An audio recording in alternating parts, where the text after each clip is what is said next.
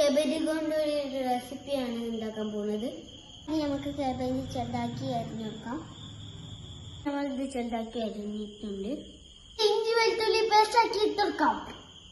കറിവേപ്പില ചേർത്ത് കൊടുക്കാം. നമുക്ക് വട്ടത്തിൽ എരിഞ്ഞു കൊടുക്കാം. അപ്പൊ അരിപ്പൊടി നമുക്ക് ഇതിലേക്ക് ഇട്ടെടുക്കാം. ആവശ്യത്തിന് ഉപ്പ് ഇട്ടെടുക്കാം. നമുക്ക് ആവശ്യത്തിന് മുളക് പൊടി ഇട്ടെടുക്കാം. നമുക്ക് മിക്സ് ചെയ്തെടുക്കാം. നമുക്ക് തുള്ളി വെള്ളം ഒഴിച്ചെടുക്കാം. നമ്മൾ മിക്സ് ആക്കിയിട്ടുണ്ട്. ബോൾ ഷേപ്പിലാക്കി കൊടുക്കാം. എല്ലാതും നമുക്ക് മാറ്റിയെടുക്കാം. എല്ലാതും ബോളാക്കി എടുത്തിട്ടുണ്ട്. ഇനി നമുക്ക് ഇതൊന്ന് പൊരിക്കാം. മറ്റേ അടുപ്പത്ത് വെക്കാം. എന്നിട്ട് ഗ്യാസ് ഓണാക്കാം.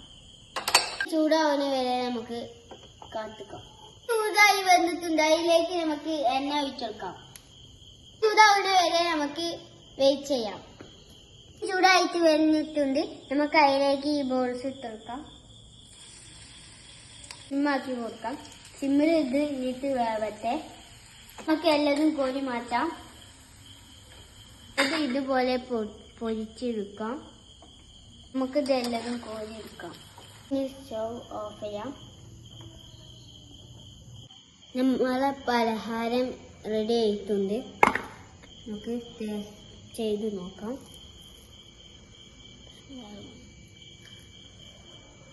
നല്ല രസം. എല്ലാവരും ട്രൈ ചെയ്യാം. ലൈക്ക് ചെയ്യുക, ഷെയർ ചെയ്യുക, സബ്സ്ക്രൈബ് ചെയ്യുക. ബൈ.